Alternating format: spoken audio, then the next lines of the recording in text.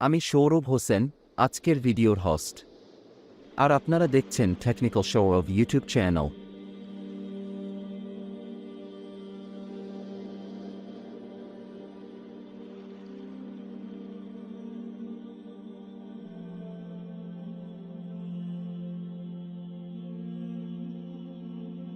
সমস্ত শীর্ষস্থানীয় চীনা স্মার্টফোন ব্র্যান্ড ইতিমধ্যেই Qualcomm Snapdragon 8 Gen 2 flagship chipset দিয়ে প্রিমিয়াম ফোন লঞ্চ করলেও একমাত্র ব্যতিক্রম রিয়েলমি। তারাই একমাত্র চীনা সংস্থা যারা ওই প্রসেসরের সঙ্গে এখনও কোনো ফোন লঞ্চ করেনি। তবে সম্প্রতি ইঙ্গিত পাওয়া গিয়েছে ব্র্যান্ডটি ইতিমধ্যেই তাদের নয়া ফ্ল্যাগশিপ স্মার্টফোনের ওপর কাজ করছে, যা রিয়েলমি GT Neo 5 Pro নামে বাজারে আসবে। আর এতে স্ন্যাপড্রাগন 8 জেন 2 প্রসেসর থাকতে চলেছে। এখন জল্পনা বাড়িয়ে ফোনটির বেশ কিছু স্পেসিফিকেশন প্রকাশ্যে এসেছে। তাহলে রিয়েলমি GT Neo 5 Pro সম্পর্কে কি তথ্য সামনে এল, চলুন জেনে নেওয়া যাক। টিপস্টার ডিজিটাল চ্যাট স্টেশন দাবি করেছেন যে রিয়েলমি GT Neo 5 Pro-তে স্লিম বেজেল সহ ফ্ল্যাট ওলেড প্যানেল থাকবে, যা 144 হার্টজ এবং 2160 হার্টজ PWM ডিমিংয়ের উচ্চ রিফ্রেশ রেট সহ 1.5K রেজলিউশন অফার করবে।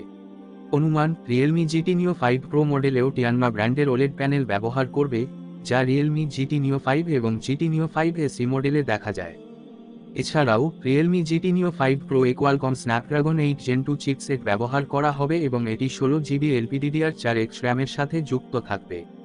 এখনও পর্যন্ত ডিভাইসটির ব্যাটারির আকার সম্পর্কে কোনো তথ্য সামনে আসেনি, তবে এটি 100 ওয়াট ফাস্ট চার্জিং সাপোর্ট করবে বলে আশা করা হচ্ছে।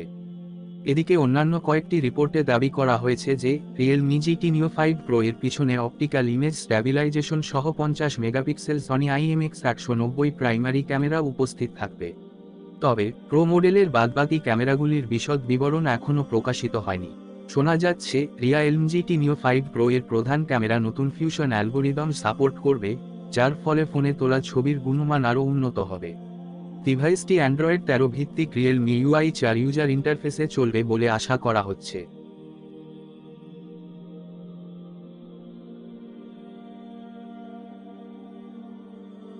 অবশ্যই শেয়ার করবেন এবং অন্যকেও জানতে সাহায্য করবেন আশা করি। আর হ্যাঁ, আমার চ্যানেলে সাবস্ক্রাইব তো must. Signing out, Showrov Hossein from Technical Showrov YouTube channel.